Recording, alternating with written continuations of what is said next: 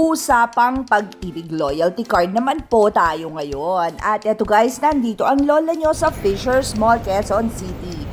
First 100 customers lang po palang nabibigyan ng loyalty card, kaya agahan nyo ang pagpunta dito para hindi na po kayo bumalik para mag-claim ng inyong ID.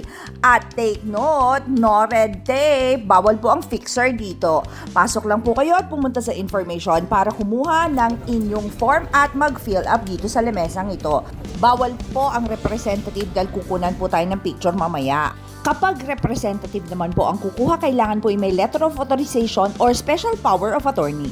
Meron pong CCTV dito, kaya po lahat ng ating galaw nakukunan.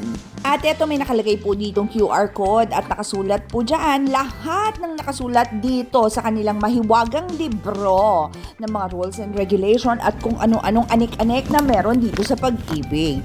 Mag-login na lang po kayo.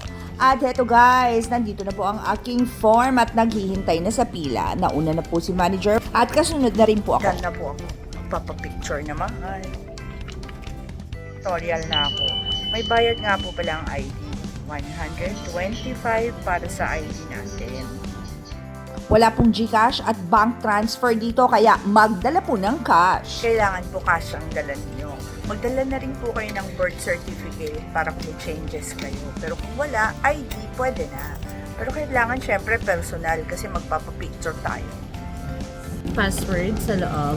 Anytime po pwede mag-change ng password sa EUV lang. Kung ayaw nyo po mag-change, okay lang naman po. Andito po yung password sa loob, pabuksan na lang po. At bakit nga ba kumuha ang lola nyo ng loyalty card? Dahil meron po itong mga discounts and benefits sa mga sikat na mga tindahan. Kaya ano pang hinihintay nyo? Kumuha na. Make sure lang po na updated ang inyong monthly payment. Ayan, ganun lang kabilis, may loyalty ID ka na. At eto guys, hawak ko na ang ID ko. Bye!